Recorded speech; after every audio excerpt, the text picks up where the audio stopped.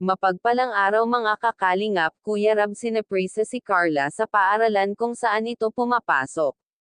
At sinikrito na ni Kuya Rab ang mga opisyales ng paaralan ni Carla sa mga magaganap doon sa loob mismo ng paaralan ni Carla.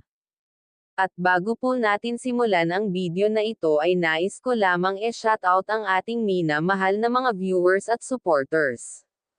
Kaya kung bago ka pa lamang sa aking channel ay wag po kalimutan mag-subscribe at wag po muna skip ang aking video para malaman ang nilalaman nito. Kuya Rab ay hindi sinabi kay Carla na pupunta ang Team Kalingap sa paaralan kung saan ay doon siya pumapasok.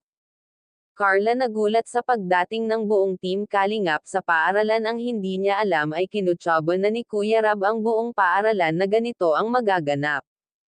Carla ay hiyang-hiya dito. Kuya Rab, balak na dito gaganapin sa eskwelahan ang episode 25 ng Jump Car. Wow, sigurado ay marami dito ang matutuwa. Carla ay unexpected daw iyon at hindi man lamang siya na-inform sa mga magaganap. Kuya Rab ay excited na sa mga pinaplano niya sa magaganap na part 25 ng Jump Car.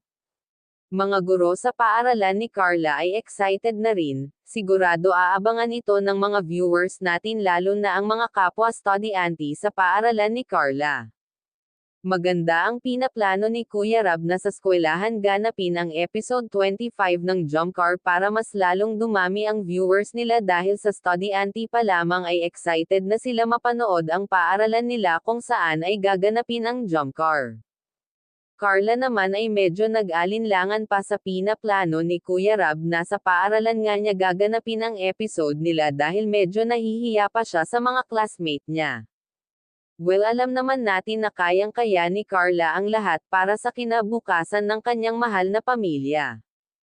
At ito rin ang naging daan para maiahon ni Carla sa kahirapan ang kanyang pamilya, kaya kinausap ito ni Kuya Rab ng masinsinan at nakumbinsi naman ito ni Kuya Rab na sana pumayag ito dahil sayang ang opportunity. Si Kuya Rab naman ay laging nakasuporta sa pag-aaral ng ating mga beneficiary ng Kalingap para makapagtapos ito ng pag-aaral.